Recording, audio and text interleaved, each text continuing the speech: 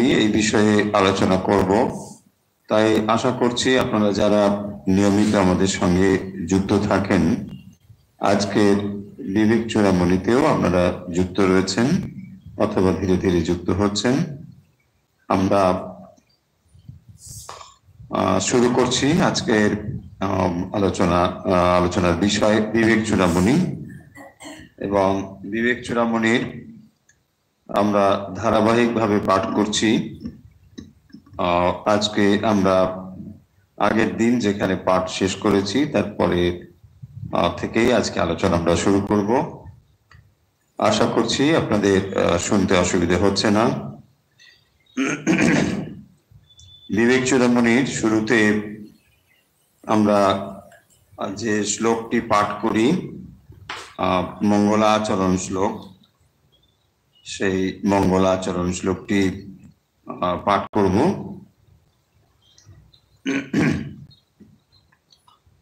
ওম সর্ববেদান্ত সিদ্ধান্ত গোচরম তমগোচরম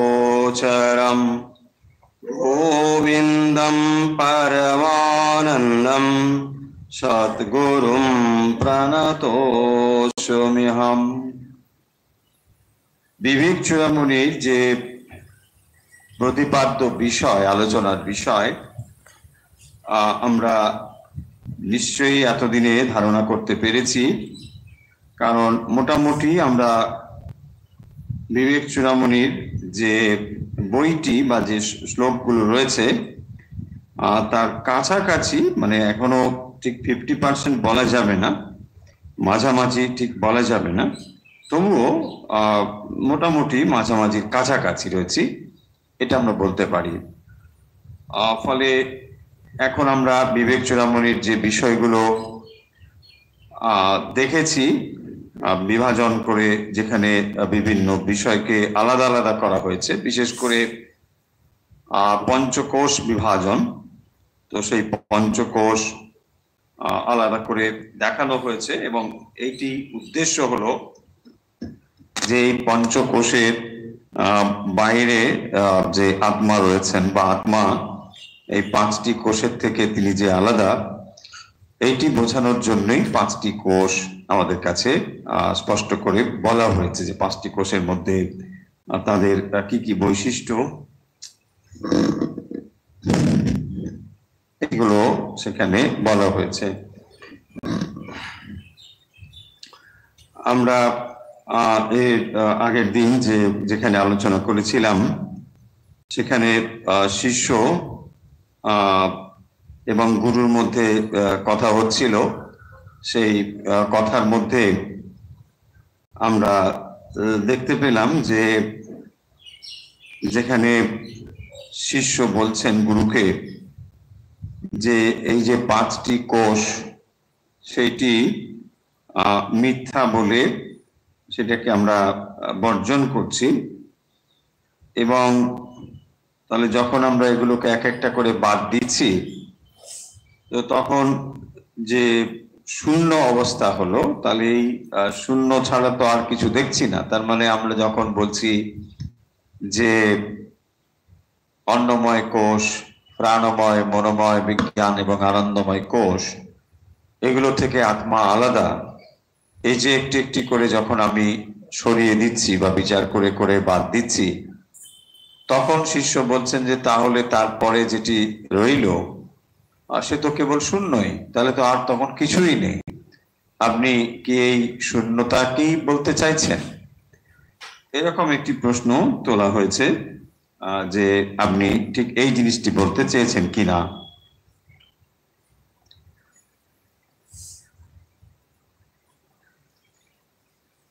তারপরে গুরু উত্তর দিচ্ছেন। গুরু যেভাবে উত্তর দিচ্ছেন আমরা আজকে সেই অংশটি পড়ব।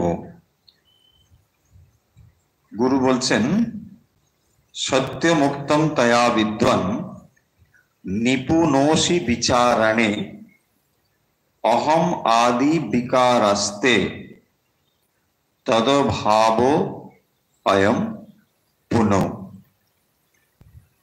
এর অর্থ হচ্ছে, শ্রী গুরু তিনি বলছেন, শ্রী গুরু উবাচ, শ্রী গুরু বলছেন, সত্যমুক্তম তয়া বিদ্বান নিপুণোষি বিচারণে।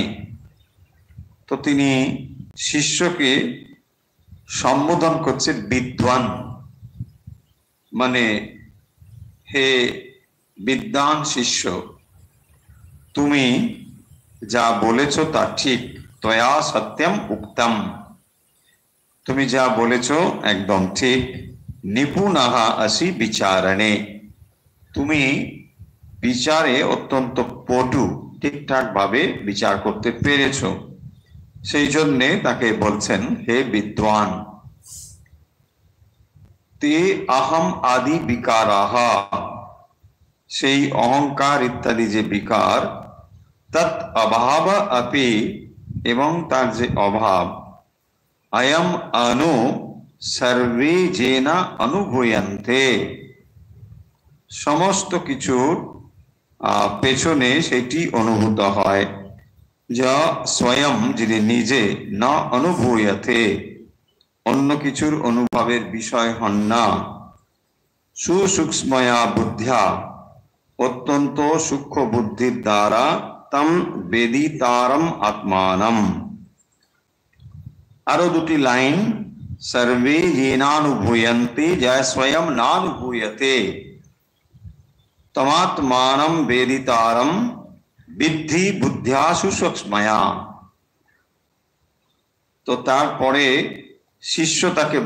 শিষ্যকে গুরু বলছেন, সত্যমুক্ত তয়া বিদ্বান নিপুণোষি বিচারণে, সত্যি সত্যি তুমি বিচারে অত্যন্ত নিপুণ। অর্থাৎ গুরু শিষ্যের এই বিচার ক্ষমতাকে প্রশংসা করে বলছেন যে অহম আদি বিকারাহা, তে অহম আদি বিকারাহা, এই যে অহংকার আদির বিকার, তৎ অভাব আপি, আবার সেগুলোর অভাব। অর্থাৎ যখন অন্নময়, প্রাণময়, মনোময় ইত্যাদি কোষের সঙ্গে সংযুক্ত হয়ে যে অনুভবগুলো আমরা করছি, যখন ধীরে ধীরে এগুলোকে আমরা সরিয়ে ফেলছি, তখন যে অবস্থাটি থাকে সেইটাকে বলা হচ্ছে তৎ অভাব আপি, তার যে অভাব।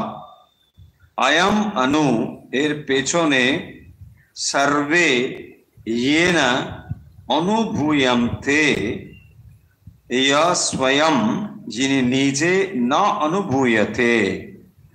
এখানে এর অর্থ হলো যে যখন এক একটি করে আমরা সরিয়ে ফেলছি, যে অন্নময় আমি আলাদা, অন্নময় থেকে, প্রাণময় থেকে আমি আলাদা, মনোময়, বিজ্ঞানময় এবং আনন্দময় কোষ থেকে আমি আলাদা, এই বিচারটি করবার পরে যখন আমি এটা দেখছি কি আমি এর থেকে আলাদা, এই যে অভাব বোধটি হচ্ছে, তার পেছনেও সেই আত্মা আছেন।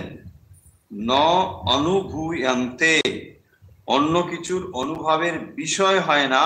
সূক্ষ্ময়া বুদ্ধ্যা তম বেদিতারম আত্মানম, সেই বেত্তা আত্মাকে বিদ্ধি জানো। তার মানে যখন এই বিচারগুলো আমি করছি, সেখানে এক একটাকে আমি সরিয়ে সরিয়ে বিচার করছি, এবং এই বিচারটি যখন সমাপ্ত হচ্ছে, তখন আর বাইরের কিছু নেই। অর্থাৎ কোনো কিছুকে আর বিষয় করে অনুভব করার মতো কিছু নেই, কিন্তু তখন যা আছে, সেই যে বোধ স্বরূপ আমি রয়েছি, এই অনুভবটির কথা বলছেন যে এইটি হচ্ছে সেই আত্মা। যখন সমস্ত কিছুকে আমরা একটা একটা করে বিচার করে সরিয়ে দিচ্ছি, তারপরে যিনি থাকছেন সেই হচ্ছে সেই আত্মা। সেটি বলছেন যে তমাত্মানম বেদিতারম বিদ্ধি বুদ্ধ্যা সুসূক্ষ্ময়া, এবং তখন এইটিকে আর আমরা বিষয় রূপে অনুভব করতে পারছি না। তাই যা আছে তাই আছে, কারণ এটিকে আর আলাদা করে আমরা বিষয়ভূত করতে পারছি না।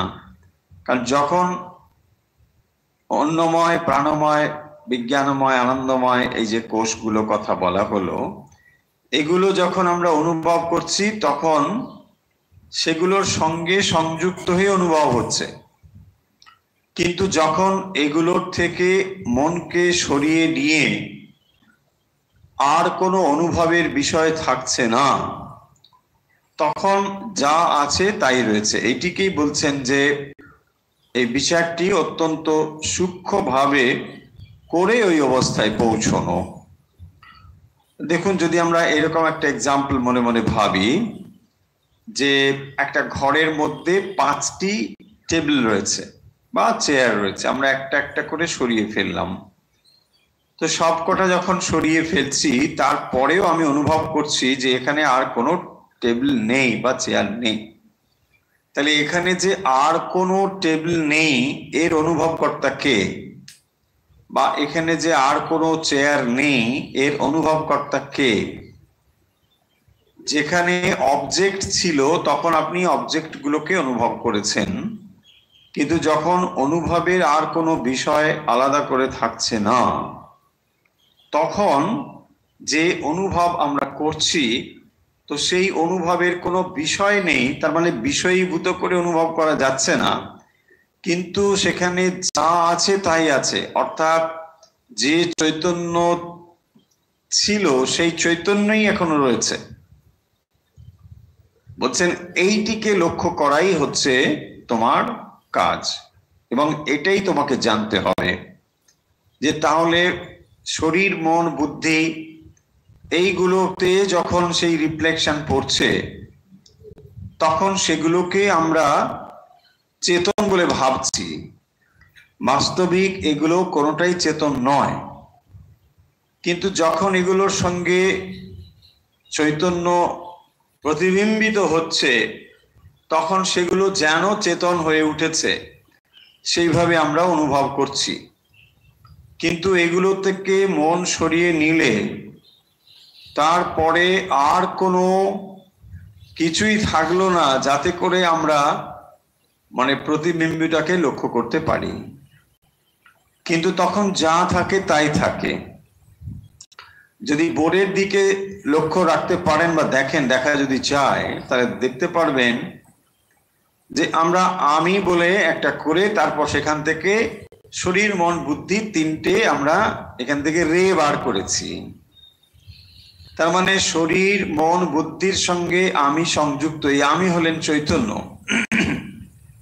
সেইটি যুক্ত হওয়ার ফলে শরীরকে চেতন বলে মনে হচ্ছে এবং তার ফলে অনুভব হচ্ছে আমি স্ত্রী অথবা পুরুষ। তার ফলে শরীর সংযুক্ত যত রকম অনুভব সব সম্ভব হচ্ছে। তারপরে মনের সঙ্গে সংযুক্ত হয়ে আমি সুখী অথবা দুঃখী এই অনুভব হচ্ছে। আবার বুদ্ধির সঙ্গে সংযুক্ত হয়ে আমি অল্প বুদ্ধিমান, কম বুদ্ধিমান, বুদ্ধিহীন, যা কিছু সমস্ত ওখান থেকে অনুভব হচ্ছে। দেখুন, যখন আপনি বলছেন আমি এটা বুঝতে পারছি না, তাহলে এটাও আপনি বুদ্ধি স্তর থেকে বলছেন যে এটা আমি বুঝতে পারছি না, বুদ্ধিহীন। তাহলে এই অনুভবের কর্তাকে কে বলছে এই কথাটা? আমি বলছি আমি এটা বুঝছি না, বা আমি যখন বলছি আমি এটা বুঝছি, কে বাস্তবিক এটা বোঝে? সেই চৈতন্যের আলোকে উদ্ভাসিত হয়ে বুদ্ধি এটাকে সিদ্ধান্ত নেয় আমি বুঝছি অথবা আমি বুঝছি না। এইটি বলছেন যে তাহলে যখনই আমি এই শরীর, মন, বুদ্ধির সঙ্গে সংযুক্ত হয়ে প্রতিটি জিনিসের যে অনুভব, সেই অনুভবটি যখন করে তখন এগুলোর সঙ্গে সংযুক্ত অনুভব করছে। যখন এগুলো থেকে আলাদা হয়ে যাচ্ছে, এবং সেই জন্য দেখবেন ওই সাক্ষী স্বরূপ বলা হয়েছে। সাক্ষী স্বরূপ মানে যে ঘটনাগুলো ঘটে চলেছে, অর্থাৎ শরীর মন বুদ্ধির সঙ্গে সংযুক্ত হয়ে যে ঘটনাগুলো ঘটে চলেছে, সেই ঘটনাগুলো তার সামনে ঘটছে, সেই চৈতন্যের সামনে এগুলো ঘটছে, কিন্তু তিনি এগুলোতে কোনো ইন্টারফেয়ার করছেন না। এটা হলো সাক্ষী, তিনি এটাকে তার অবস্থানে, তার উপস্থিতিতে এটা ঘটছে। শ্রীরামকৃষ্ণের এক্সাম্পল বুঝতে সুবিধা হবে, সহজ এক্সাম্পল। বলছেন আলোতে একজন ভাগবত পড়ছে, একজন খবর কাগজ পড়ছে, একজন চুরির পয়সা গুনছে। তাহলে আলো বা এখানে যে আলো, সেটি সবকিছুর সাক্ষী স্বরূপ। সে এই তিনটে ঘটনার সাক্ষী, এটাকে সে দেখছে। ঠিক সেরকম ভাবে যে চৈতন্য আত্মা, তিনি এই দেহ মন বুদ্ধির সঙ্গে সংযুক্ত হয়ে এই তিনটি স্তরে তার অনুভব হয়ে চলেছে। কিন্তু এই সাক্ষী স্বরূপ ভাবে থাকলে বা অনুভব করতে পারলে তখনই দেহ মন বুদ্ধি থেকে পৃথক রূপে সেই চৈতন্যকে অনুভব করা যায়। আমরা আর একটি বোর্ডে লিখেছি, সেটা হয়তো আপনারা লক্ষ্য করতে পারছেন, যে ছোট ছোট কতগুলো পাত্র এঁকেছি আমরা। এই পাত্রগুলো হলো, ধরুন এক একটা জলের পাত্র, মাটির পাত্র, সেখানে জল রয়েছে তার ভেতরে। তাহলে পাত্রটি মাটি এবং তার ভেতরে জল, এইরকম যে পাত্রগুলো, সেই পাত্রগুলোতে রিফ্লেকশন হচ্ছে সূর্যের। সূর্য তার রিফ্লেকশন এসে পড়ছে ওই মাটির পাত্রগুলোতে। এখন মাটির পাত্র, এটা আমরা মানব দেহ, এটাকে চিন্তা করুন। তাহলে মানব দেহটা এখানে মাটির পাত্রের মতো, এবং তার ভেতরে যে জল, এটি সূক্ষ্ম শরীরের মতো। তাহলে সূক্ষ্ম শরীর আর মাটির পাত্র মানে দেহ, এখানে সূর্য প্রতিবিম্ব হয়ে পড়ছে। প্রতিবিম্বিত সূর্য এগুলোর পড়ার ফলে এখানে সব জায়গাতেই সূর্য দেখা যাচ্ছে। যে সূর্য সব জায়গায় দেখা যাচ্ছে, এই সূর্য থাকবার ফলে মানে যারা মূঢ়, এখানে দেখুন বিমূঢ় বলে, মানে যারা ডিলিউটেড, বুঝতে পারছে না, তারা ভাবছেন যে আমি হচ্ছে সূর্য, কারণ আমার ভেতরেই সূর্য রয়েছেন। তার মানে আমি যে কথা বলছি, কাজ করছি, যা কিছু করছি, এটা বোধহয় আমিই করছি, কারণ আমি সূর্য, আমি চৈতন্য। কিন্তু যখন তার জ্ঞান হয়, তখন সে বুঝতে পারে যে আসলে এই চৈতন্য হলো ওই সূর্যের চৈতন্য। সূর্যের আলো যখন এখানে এসে পড়েছে, কেবল তখনই এটি চৈতন্যময় হয়ে উঠেছে। সূর্যের আলো পড়েছে পাত্রের ওপরে, মৃৎ পাত্রের ওপরে, জলের উপরে, সর্বত্রই, এবং তার ফলে মাটির যে পাত্র, সেটিও কিন্তু চৈতন্যময় বলে মনে হচ্ছে। এবং সেই জন্য দেখুন যে শরীর মন বুদ্ধি, শরীর মন বুদ্ধিকে আমাদের চেতন বলে মনে হচ্ছে। আসলে যে চৈতন্য আমরা অনুভব করছি, সেই চৈতন্য কিন্তু ওই সূর্যের আলো বেশি যেমন পড়ছে, ঠিক সেই রকম সর্বব্যাপী চৈতন্যের প্রতিবিম্ব সমস্ত জীবের উপর এসে পড়েছে। এইটি আমরা না বুঝতে পেরে আমরা ভাবছি যে আমরাই বোধহয় নিজে নিজেই চৈতন্যময় হয়ে উঠেছি। চৈতন্য সর্বব্যাপী ঠিকই, কিন্তু সেই চৈতন্য যেহেতু ওই জল এখানে রয়েছে পাত্রে, যে উপমা আমরা বলছি, সেই পাত্রে জলের উপরে প্রতিবিম্ব পড়ার ফলে সেখানেও সূর্যকে দেখা যাচ্ছে বা সূর্য অনুভব করা যাচ্ছে। কিন্তু তাহলে এই মূঢ় এবং জ্ঞানীর মধ্যে তফাৎ হলো, যিনি মূঢ় মোহগ্রস্ত সাধারণ মানুষ আমরা, তারা বুঝতে পারছি না, তারা ভাবছি যে এই দেহ মন বুদ্ধি ওই চৈতন্যই উদ্ভাসিত হচ্ছে, মানে চৈতন্য, আমি চৈতন্য। কিন্তু যিনি জ্ঞান লাভ করেন তিনি বুঝতে পারেন যে এই চৈতন্য আসলে সূর্যের আলোকে যেমন পাত্রটি আলোকিত হয়েছে, প্রতিবিম্ব কেবল, ঠিক এইটি তখন সে অনুভব করতে পারে। এবং তখন দেখুন, তাহলে এই যে মাটির পাত্র, জল, এইগুলো তখন গৌণ হয়ে যায়, মুখ্য হয়ে যায় তখন সূর্য। এবং তখন এই মাটির পাত্র এ সর্বদাই তখন সূর্যের দিকেই তার মনকে স্থির করতে পারে। ভক্তি শাস্ত্রের দিক থেকে দেখলে এটাই হচ্ছে ভক্তি, বা এটাই হচ্ছে ঈশ্বর সাধনা। কারণ যখনই আপনার সত্তার গভীরে ঈশ্বর আছেন এইটি বোধ করতে পারেন, তখনই আপনি সর্বদা ঈশ্বর চিন্তা করতে পারেন। তা না হলে ঈশ্বরের চিন্তাতে মনকে বারে বারে নিয়ে আসতে হয়, আবার ফিরে চলে যায়।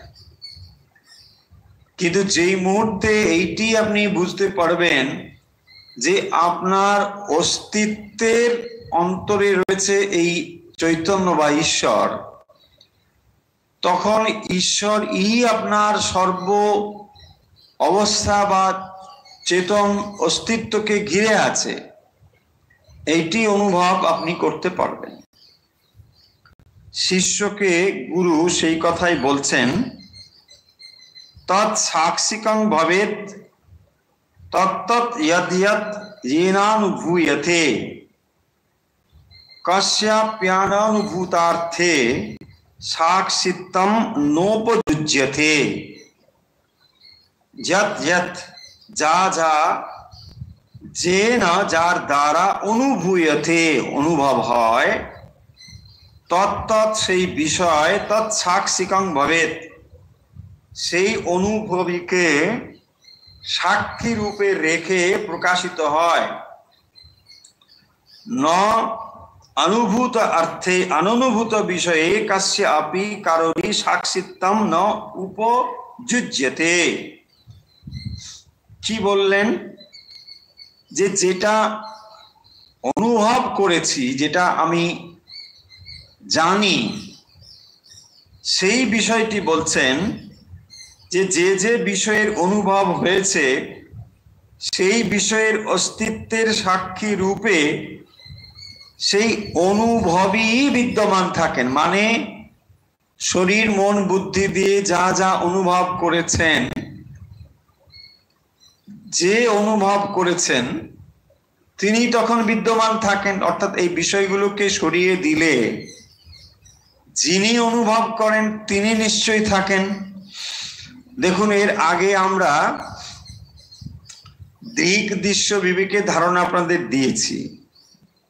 সেই দিক থেকেও যদি জিনিসটিকে বিচার করে আমরা দেখি তাহলেও এটা বুঝতে পারবো যে যখন আমরা বলছি কোনো একটা বিষয়কে আমি চোখ দিয়ে দেখছি, চোখ দিয়ে দেখছি মানে কান দিয়ে সমস্ত ইন্দ্রিয় তার তত্ত্ব বিষয়ে।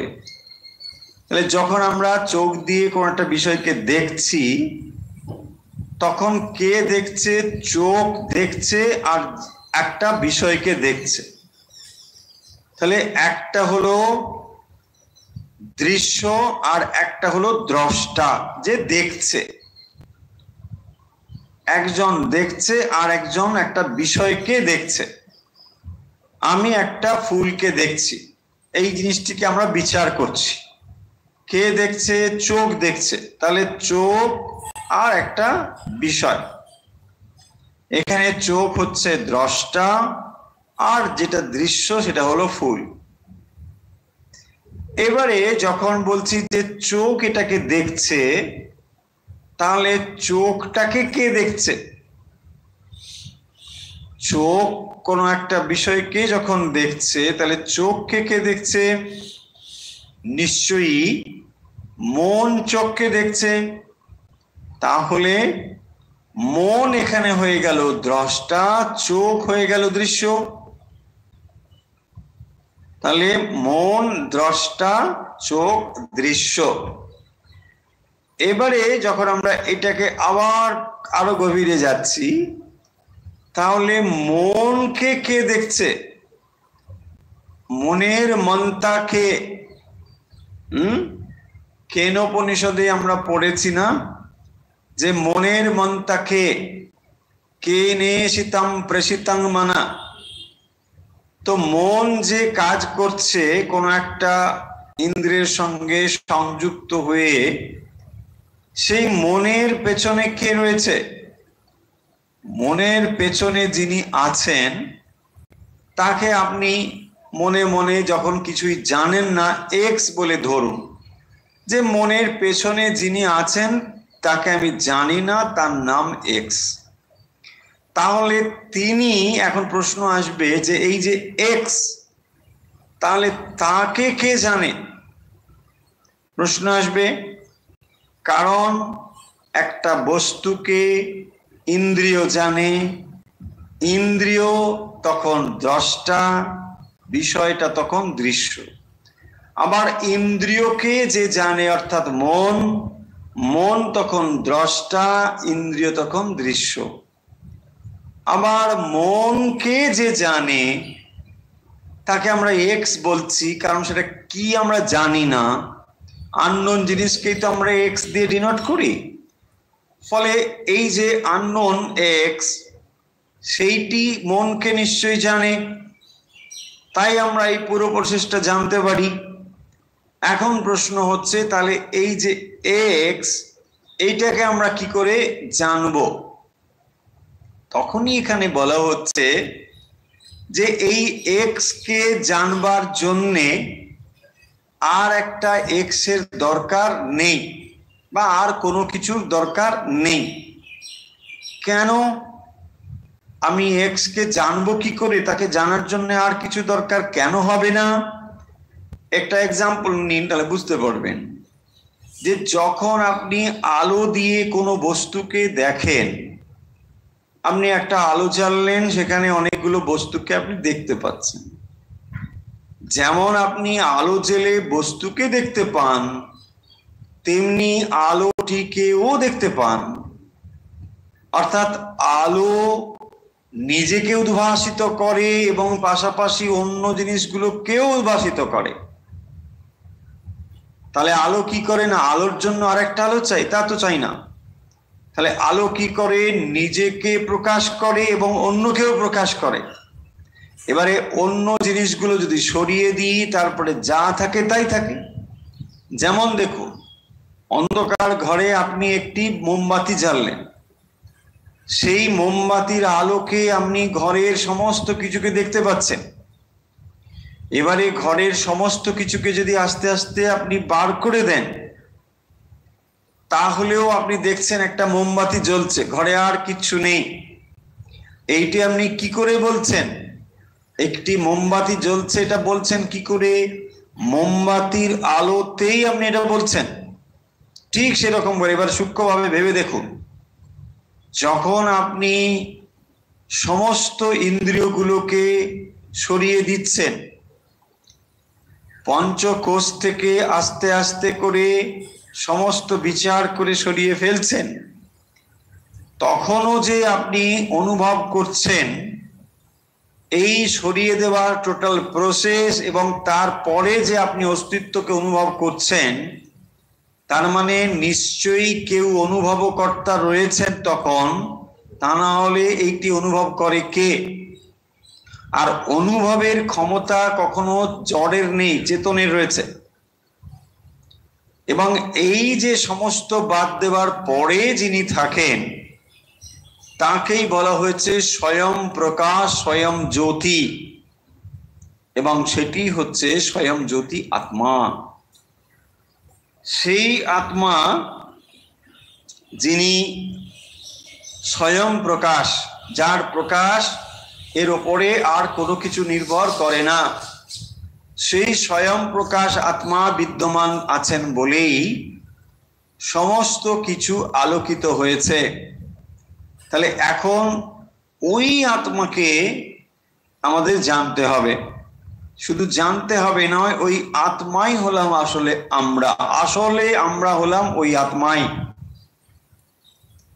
ভুল করে শরীর মন বুদ্ধির সঙ্গে যুক্ত হয়ে আমি কখনো শরীর, কখনো মন, কখনো বুদ্ধি হয়েছি এবং সেইভাবেই আমরা অনুভব করে চলেছি বলে ক্রমান্বয়ে আমরা নিজেদেরকে দেহ মন বুদ্ধির সঙ্গে সংযুক্ত করে তার ফলে তার যে প্রভাব বা ফল, সুখ আর দুঃখ, এটাই অনুভব করে চলেছি।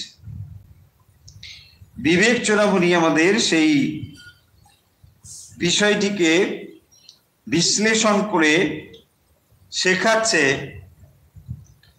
যে যেখানে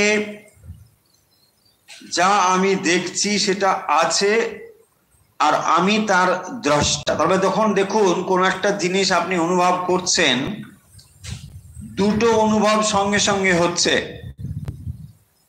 আপনি যখন কোনো কিছু অনুভব করেন, নিজের অস্তিত্বের অনুভব করছেন, পাশাপাশি ওই বিষয়টির অনুভব করছেন। আপনি একটি গোলাপ ফুল দেখছেন, তাহলে তখন আপনি নিজের অস্তিত্বটাকে আগে অনুভব করছেন, আমি আছি, তারপরে অনুভব করছেন গোলাপ ফুল রয়েছে। তাহলে এই দুটো অস্তিত্ব সবসময় আপনি অনুভব করছেন। যা কিছু আপনি অনুভব করে চলেছেন, যা বস্তু, যা বিষয়, যা চিন্তা, যা কিছু, সর্বদাই দেখবেন নিজের অস্তিত্ব এবং তারপরে ওই অনুভব। এখন যদি অনুভবের বিষয়গুলোকে আমরা এক এক করে সরিয়ে দিই, তারপরে যেটি থাকবে সেটি কি? নিছক অস্তিত্ব। এই অস্তিত্বটি হচ্ছে সেই পরমেশ্বরের অস্তিত্ব। যেমন প্রতিবিম্ববাদ অনুসারে আমরা যেমন ছবি এঁকে দিয়েছি, দেখুন যে এক একটি পাত্র, জলপাত্র, এটি আপনি আমি, ইন্ডিভিজুয়াল। তো সেই আপনি আমি নিজেকে পৃথক পৃথক বলে অনুভব করছি। আপনি আলাদা, আমি আলাদা, এটা অনুভব করছি। কেন না? ওই সূর্য প্রতিবিম্বিত হয়ে ওই পাত্রের উপর পড়েছে। পাত্রের উপরে পড়ার ফলে আপনি আমি আলাদা আলাদা বলে অনুভব করছি। এবং যখনই এইটি আপনি অনুভব করতে বা বিচার করে জানতে পারবেন যে আসলে এই মাটির পাত্র, তার সবটাই হচ্ছে জড়। কেন? মাটির পাত্র মাটির দিয়ে তৈরি, সেটাও জড়। এবং যে জল আমরা বললাম সূক্ষ্ম শরীর, সেটাও কিন্তু জড়। তাহলে সমস্ত জড়, অথচ চেতনের মতো অনুভব হচ্ছে কি করে? যখন এই প্রশ্ন আপনার কাছে আসবে, তখন আপনি ভালো করে তাকিয়ে দেখছেন যে আসলে সূর্য অন্যত্র রয়েছে। সেই সূর্যের প্রতিবিম্ব পড়ার ফলে আমার দেহ মন বুদ্ধিকে চেতন রূপে প্রতিভাত হচ্ছে, এবং সেইটি চেতন রূপে প্রতিভাত হওয়ার ফলে শরীর চেতন মনে হচ্ছে, মনকে চেতন মনে হচ্ছে, বুদ্ধিকেও চেতন মনে হচ্ছে। ওখানেও ঠিক সেরকম দেখুন, সূর্যের আলো পড়বার ফলে মাটির পাত্র, সেটাও কিন্তু চেতন মনে হচ্ছে, কারণ ওখানে আলোকিত হয়ে উঠেছে। যেহেতু ওখানে আলো প্রতিবিম্বিত হয়ে পড়েছে, ওই জলপাত্রের সবটাই তখন আলোকিত মনে হচ্ছে, পুরোটাই আলোকিত। তাহলে এই আলোকিত যে হয়ে উঠেছে, আসলে আলোর উৎসটি কোথায়? যখন এই আলোর উৎস আপনি খুঁজতে শুরু করবেন, তখন দেখবেন যে আলোর উৎসটা ওখানে নেই, আলোর উৎস রয়েছে অন্যত্র। এবং এইটি যখন অনুভব করতে পারবেন, অন্যত্র মানে এখানে স্থানিক দূরত্ব বা স্থানিক তফাৎ নয়, অন্যত্র মানে সেটি ওর থেকে আলাদা। যখন এই মাটির পাত্রে যে জল রয়েছে সেখানে যেমন সূর্যের প্রতিবিম্ব পড়ছে, মাটির পাত্র যদি এটা অনুভব করতে না পারে, বুঝতে না পারে, মাটির পাত্র মানে আমরা এক্সাম্পল দিয়ে বলছি, সে জানে না যে আসলে এই আলোটা কোত্থেকে আসছে।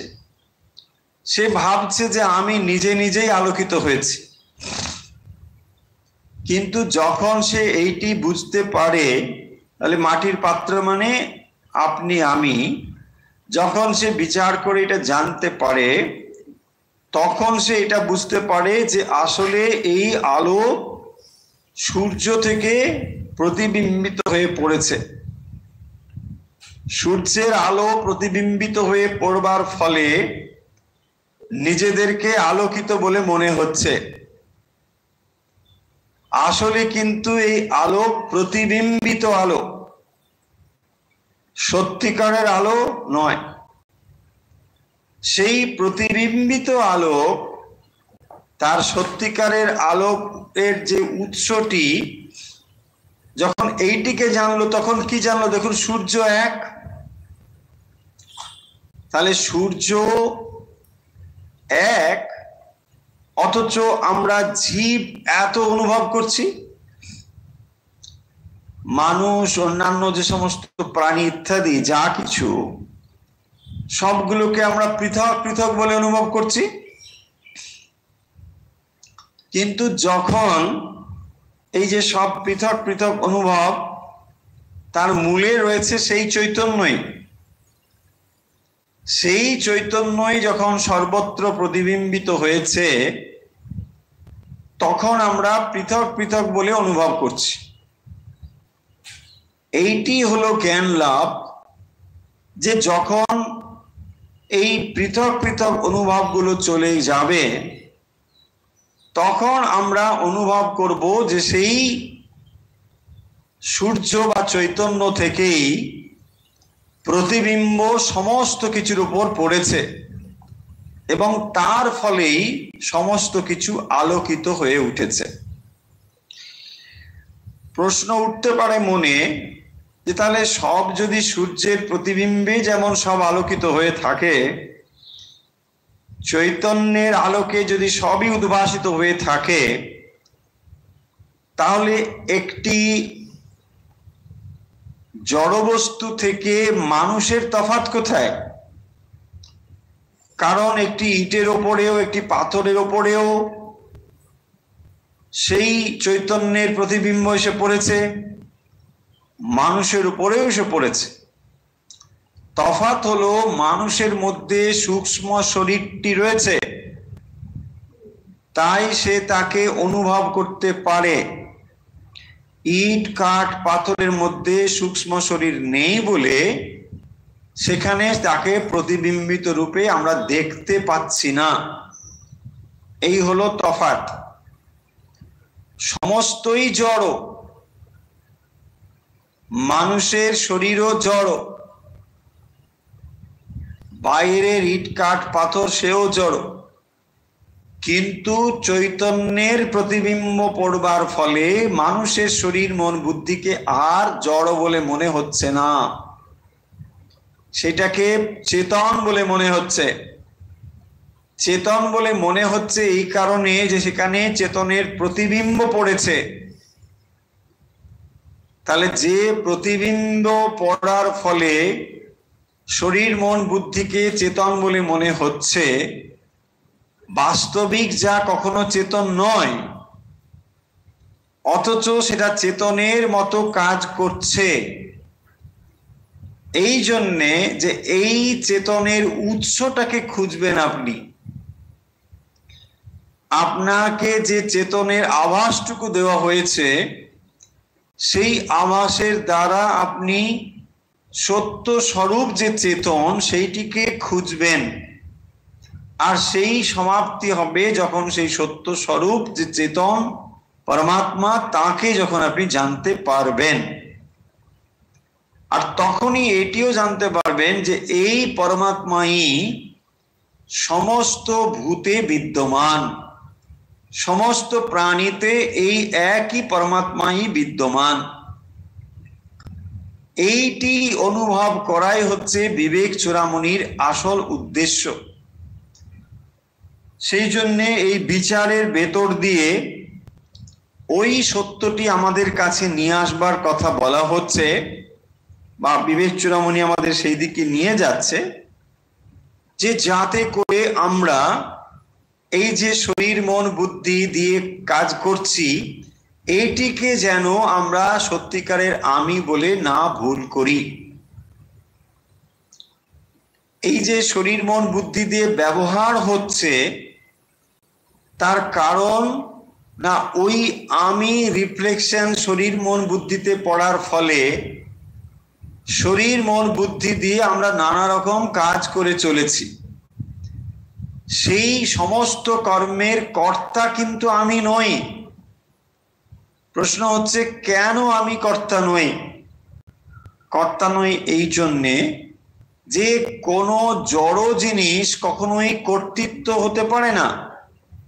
যেমন আপনি বলতে পারেন যে কম্পিউটার কত কাজ করে, মেশিন কত কিছু কাজ করে, কিন্তু মেশিনের মধ্যে আর যাই থাক তার মধ্যে ডুয়ারশিপ নেই, কর্তৃত্ব নেই।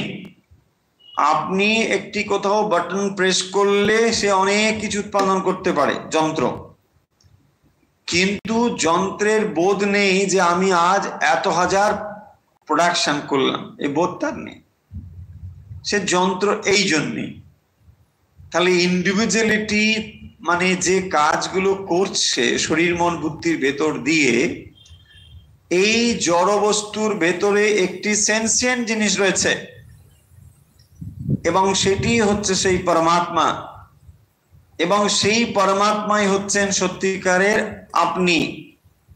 যে আমি জীব করছে সর্বদাই, সেই আমি হচ্ছে ওই পরমাত্মা। কিন্তু এইটিকে পৃথক করতে শিখতে হবে। অর্থাৎ যখন শরীর মন বুদ্ধির সঙ্গে সংযুক্ত হয়ে আমরা বলছি তখনও বলছি আমি, আবার শরীর মন বিযুক্ত হয়ে যে অহংের বোধ সেটাও আমি। কিন্তু এই দুটো আমি সম্পূর্ণ আলাদা। একটি অহম শরীর মন বুদ্ধির সঙ্গে সংযুক্ত অহম, আর একটি অহম শরীর মন বুদ্ধি বিযুক্ত হয়ে যে অহম। শ্রীরামকৃষ্ণ যেটিকে কাঁচা আমি এবং পাকা আমি বলেছেন। কাঁচা আমি মানে শরীর মন বুদ্ধির সঙ্গে সংযুক্ত যে আমি করছি, আমি কর্তা, আমি ভোক্তা। দেখুন, যখনই কর্তৃত্বটা আমি বলে অনুভব করছি ভক্তিত্বটা সেখানেই আসবে। তাহলে এই কর্তৃত্ব ভক্তিত্ব থেকে বিযুক্ত হলে কেবল তখনই আমরা সংসার চক্র থেকে মুক্ত হতে পারবো। সেই কারণের জন্য এই বিবেক চূড়ামণির এই বিচার এবং বিশ্লেষণ, এই বিচার বিশ্লেষণগুলি করতে পারলে আমরা স্পষ্টতই বুঝতে পারবো যে এখানে এমন একটি সূক্ষ্ম বিভাজন রয়েছে যে যার দ্বারা এই যেটিকে সংসার বন্ধন বলে মনে হচ্ছে এই সমস্ত কিছু থেকে মুক্ত হয়ে যাওয়ার জন্য একটি সূক্ষ্ম বিভাজন রয়েছে। সেই বিভাজনটি কোথায় সেটি আমাদের জানতে হবে। সেই জন্য বলছেন বুদ্ধ্যাসু সূক্ষ্ময়া, অত্যন্ত সূক্ষ্ম বুদ্ধির দ্বারা। সূক্ষ্ম বুদ্ধি মানে এর আগের দিন আমরা বোধহয় আপনাদের বলেও ছিলাম যে সূক্ষ্ম বুদ্ধি মানে এটা নয় যে সে অনেক বিরাট বিদ্বান, বিরাট ডিগ্রি টিগ্রি রয়েছে তাকে সূক্ষ্ম বুদ্ধি বলে, তা নয়। আমরা এখানে তিনটি শব্দ বলেছিলাম, তীক্ষ্ণ বুদ্ধি, শুদ্ধ বুদ্ধি আর সূক্ষ্ম বুদ্ধি। তীক্ষ্ণ বুদ্ধি মানে শার্প ইন্টেলেক্ট, মানে কোন একটা জাগতিক বিষয়ে তার অত্যন্ত বুদ্ধি, বিচার করতে পারে, বিষয় বুদ্ধি, সেইটাকে আমরা বলেছিলাম তীক্ষ্ণ বুদ্ধি, শার্প ইন্টেলেক্ট। আর শুদ্ধ বুদ্ধি হচ্ছে পিওরিটি, পিওর ইন্টেলেক্ট, যেখানে কি রয়েছে না সরলতা আছে, সত্যতা রয়েছে, এইগুলোকে আমরা বলছি শুদ্ধ বুদ্ধি। আর যেখানে সূক্ষ্ম বুদ্ধির কথা বলা হচ্ছে মানে অত্যন্ত সাটেলিটি, সাটেল ইন্টেলেক্ট, সেখানে কি আছে না আত্মা অনাত্মার মধ্যে পৃথক করা। এই পৃথকত্ব জিনিসগুলো যখন বুদ্ধির সূক্ষ্মতা না থাকলে এগুলোকে আমরা ধারণা করতে পারি না, তখন আমাদের মনে হয় দূর এগুলো করে কি হবে, তার থেকে বরং অন্য কিছু করি। কারণ এটা আমরা বুঝতে পারছি না যে এই জিনিসগুলোই হচ্ছে আসল জিনিস যা আমাদের সত্যি সত্যি করতে হবে। কারণ এই জড়জগতের বন্ধনে পড়ে আমরা ক্রমাগত সুখ দুঃখ অনুভব করে চলেছি, যার মধ্যে দুঃখটাই বেশি, সুখটা অতি সামান্যই। এবং এই অনুভবের থেকে নিজেকে সম্পূর্ণ মুক্ত করবার জন্যে যে বিচার জ্ঞানটি দরকার, সেখানে সূক্ষ্মতার দরকার, খুবই সূক্ষ্ম। এই জন্যে বলা হচ্ছে যে না হলে এই জিনিসগুলোকে আমরা ধরতে বুঝতে পারবো না। যখন বলা হলো যে শরীরের সঙ্গে সংযুক্ত এই অনুভব হচ্ছে মন বা বুদ্ধির সঙ্গে, অনেকেই জিনিসগুলোকে ধারণাই করতে পারবে না, বলছে কি বলছে এগুলো সব, মানে বোকার মতন কথা বা পাগলের প্রলাপ, বুঝতে পারে না এরা। কিন্তু এর ভেতরে যে সূক্ষ্মতাটি রয়েছে সেইটি ধরতে গেলে একটু আপনাকে মনের উপরে নিয়ন্ত্রণ নিয়ে আসতে হবে, কেবল তখনই আমরা এর সূক্ষ্মতাগুলোকে ধরতে পারবো। দেখবেন যে জিনিসটি অত্যন্ত দ্রুত পরিবর্তিত হয়ে যাচ্ছে, দ্রুত ছুটছে, তার মধ্যে চিন্তা বা বিচার জিনিসটি নেই, ক্রমাগত ছুটে চলেছে, সব সময় দেখবেন চঞ্চল দৌড়চ্ছে। আপনি বাইরে থেকে দেখতে পারেন যে হ্যাঁ বিরাট কর্মযোগী, বিরাট ছুটপট করছে, এখানে করছে, এই করছে, সেই করছে, কিন্তু তিনি যদি স্থির হতে না পারেন তাহলে বিচার করতেও শিখবেন না, শুধু দৌড়ে কিছু লাভ হবে না। বিরাট কর্মযোগী মানে কি, এই চিন্তা, এই বিচারগুলোও দরকার, বিচারগুলোকে বাদ দিয়ে নয়। সেই জন্যে এখানে এই সূক্ষ্মতার প্রয়োজন রয়েছে। তৎ সাক্ষিকং ভাবে তত্তৎ যৎ যৎ যেনানুভূয়তে কস্যাপ্যান অনুভূয়ার্থে সাক্ষিকম সাক্ষিত্বম নোপযুজ্যতে। তো এখানে এই কথাটি বললেন যে যেখানে তুমি যেটাকে অনুভব করেছো সেই বিষয়, যে বিষয়ের অনুভব হয়নি সে বিষয়ে সাক্ষী ভাব কারো থাকতে পারে না।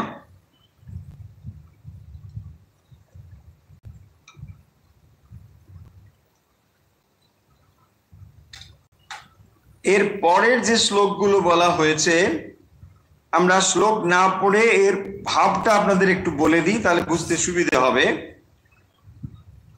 এখানে যে জিনিসটি বলা হলো যে স্বসাক্ষিক ভাব, স্বসাক্ষিক, এই জিনিসটি শুধু বুঝলেই হয়ে যাবে যে আপনি যখন অন্য জিনিসগুলোকে অনুভব করছিলেন তখন আপনি সাক্ষী স্বরূপ, এটা বলা হলো।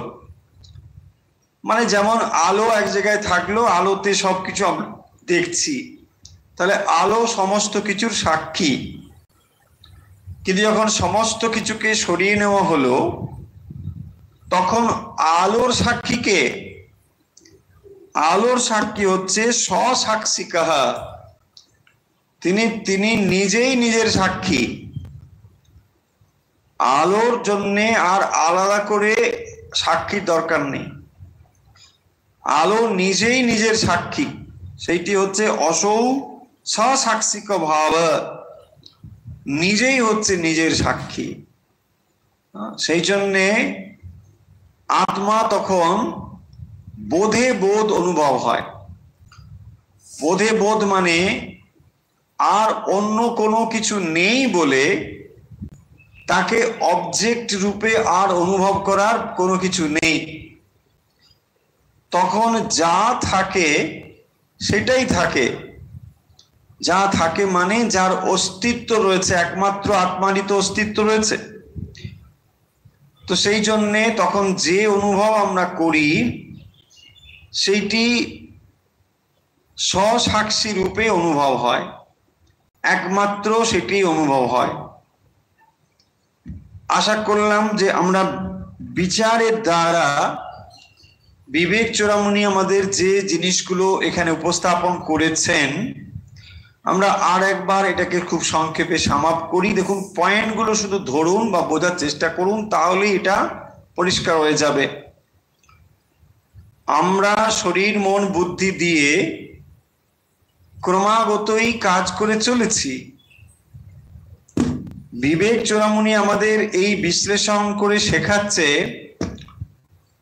যে পাঁচটি যে কোষ, অন্নময়, প্রাণময়, মনোময়, বিজ্ঞানময় এবং আনন্দময়, এই কোষগুলি থেকে আত্মা সম্পূর্ণ পৃথক। আত্মা যে সম্পূর্ণ পৃথক তার কারণ হলো যে যখন আমরা যেগুলোকে অনুভব করি আর যিনি অনুভব করেন, দুটো এক হতে পারে না। এটা ল, এটা হলো সূত্র, এটা নিয়ম, এটা ইউনিভার্সাল ল, যে যিনি যা দেখছেন আর যে দেখছে সেটা আলাদা। এই লটি আপনাকে মনে রাখতে হবে। যে ল হলো তাহলে কি না, যে অনুভব করছে আর যা অনুভব করছে এখানে একটা পৃথকত্ব আছে, দুটো এক হতে পারে না। যে অনুভব করছে আর যা অনুভব করছে দুটো এক নয়। তার মানে আমরা পঞ্চকোষের ভেতর দিয়ে যা অনুভব করছি, যে অনুভব করছে সে কিন্তু এগুলোর থেকে আলাদা। সে এগুলোর থেকে আলাদা, কিন্তু সে এই অনুভবগুলো করছে সাক্ষী রূপে।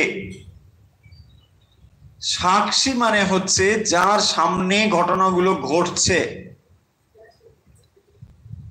তো তার সামনে ঘটনাগুলো ঘটছে মানে চৈতন্য থাকার ফলে শরীর মন বুদ্ধির দ্বারা এই কর্মগুলো হয়ে চলেছে, সেই জন্যে তাকে সাক্ষী বলা হয়েছে। কিন্তু এই সাক্ষীভূত যা অনুভবগুলো তিনি করছেন, সেই অনুভবগুলো থেকে তিনি আলাদা। ঠিক একই রকম ভাবে আমরা শরীর মন বুদ্ধি এই জড় দিয়ে যা অনুভব করছি, আর যে অনুভব করছে সে কিন্তু এগুলোর থেকে আলাদা। যত সময় পর্যন্ত আমরা নিজেদেরকে শরীর মন বুদ্ধি বলে ভাবছি, তত সময় শরীর মন বুদ্ধির দ্বারা সংগঠিত কর্ম ও কর্মফলের হাত থেকে নিস্তার নেই। তাই নিজের স্বরূপটি হলো এই পঞ্চকোষ বিবর্জিত যে অহম বা চৈতন্য, সেইটিকে অনুভব করবার জন্যই এই বিচার। এবং যে এক্সাম্পলটি আমরা এখানে রেখেছি, আমরা বোর্ডে যে এক্সাম্পলটি দিয়েছি আপনাদের সেটি আবার বলে দিয়ে শেষ করব।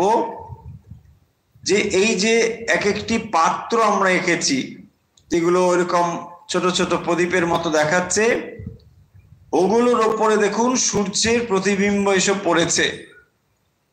এক একটি পাত্র এবং তার মধ্যে জল রয়েছে। এই পাত্র এবং জল আসলে মানব দেহ এবং তার সূক্ষ্ম শরীর, কারণ শরীরের প্রতীক। যেখানে প্রতিবিম্বিত হয়ে পড়ছে সূর্য, তার ফলে সমস্ত পাত্রগুলি, জলপাত্রগুলি আলোকিত হয়ে উঠেছে। তাহলে এই যে আলোকিত হয়ে উঠেছে পাত্রগুলো, এই পাত্রগুলোকে যদি এক এক করে আপনি সরিয়ে ফেলেন বা ভেঙে ফেলেন, তাহলে যা ছিল তাই ছিল। তার মানে তখন যে সত্য স্বরূপ সূর্য, সেইটি বিদ্যমান থাকে। তাহলে এই যে আমরা এত মানুষ, এত প্রাণী, এত কিছু বলছি, এই বিভাজন কেবল শরীর, সূক্ষ্ম শরীর এই স্তরে, কিন্তু পরমাত্মা বা পারমার্থিক স্তরে এগুলোর মধ্যে কোনো বিভাজন নেই। এইটি অনুভব করাই বা এইটি জানাই হলো আমাদের সকলের লক্ষ্য বা উদ্দেশ্য। কারণ যে সূর্য প্রতিবিম্বিত হয়ে আপনার আমার হৃদয় গহরে আলোকিত করে রয়েছে, সেই হৃদয় কন্দরে আলোকিত আত্মাকে অনুভব করাই আপনার আমার সকলের একমাত্র কাজ। এবং সেইটি অনুভব করতে পারলেই এইটি আমরা বুঝতে পারবো যে সেই আত্মা সর্বব্যাপী সমস্ত কিছুকে আলোকিত করে রেখেছে। তাহলে এই অখণ্ড সত্তা যখন অনুভব করতে আমরা পারবো, কেবল তখনই সমস্ত সুখ দুঃখের পারে আমরা যেতে পারবো। এবং এটি হলো বিবেক চূড়ামণির উদ্দেশ্য।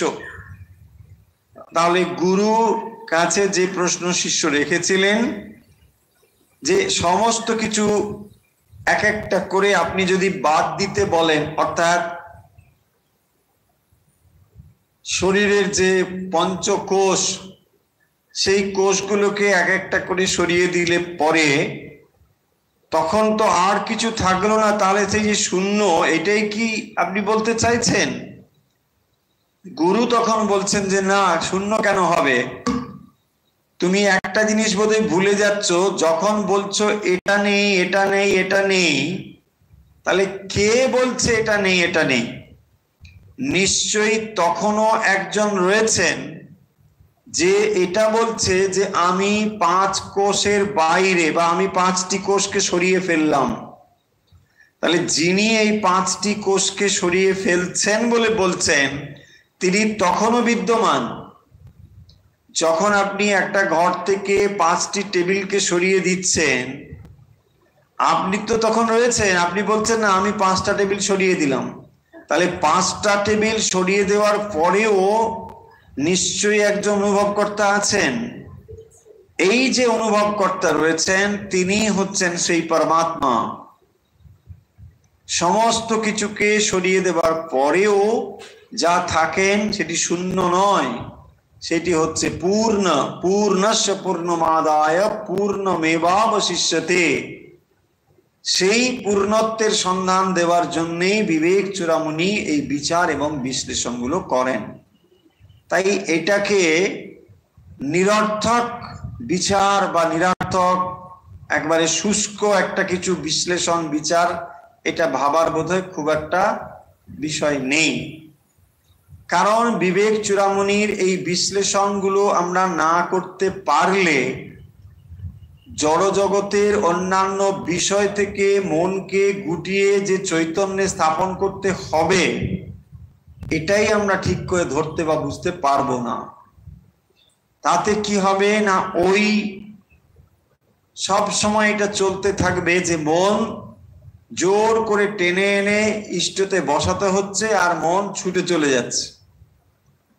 যখন এটা আমরা ধারণা করতে পারবো যে একমাত্র ইষ্টই আছেন, একমাত্র চৈতন্যই রয়েছেন, অন্যান্যগুলো যা দেখছেন সেগুলোর কিছুই নেই, তখনই আপনার মন একমাত্র চৈতন্যে স্থির হবে। কারণ যখনই আপনি দেখছেন যে এতগুলো পাত্রে প্রতিবিম্বিত সূর্য, আর এটা যখন জানবেন যে এটা আসলে প্রতিবিম্বই, সত্য সূর্য নয়, তাহলে কি মনে হবে? দেখুন, মূঢ় ব্যক্তি কি বলবেন? এতগুলো সূর্য। কিন্তু জ্ঞানী বলবেন এত সূর্য নয়, সূর্য একটি। এই হলো তফাৎ।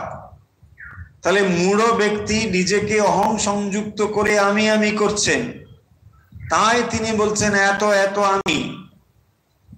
আর জ্ঞানী তিনি জানেন এত আমি নয়, কেবল একটি আমি, এবং সেটি হচ্ছে সেই পরমাত্মা।